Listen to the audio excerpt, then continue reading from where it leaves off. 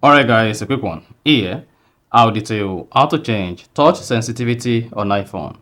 So if at the end of this you found this helpful and informative, please don't forget to like and then subscribe. Now what you need to do is go ahead and open the settings app. On the settings, scroll down, locate and click on accessibility. Once selected accessibility, scroll down, locate and click on touch under physical and motor.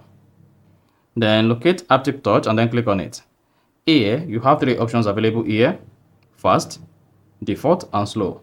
Now select your preferred choice here between fast, default and slow, and then to confirm the touch sensitivity, press and hold the image.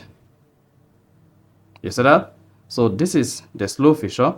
Now try default, repeat the same thing, press and hold, and then go for fast. Now go ahead, select your choice of the touch sensitivity here. So I'll go with fast, and that is it. So that's exactly how to change touch sensitivity on iPhone. So if you found this offer informative, please don't forget to like and then subscribe.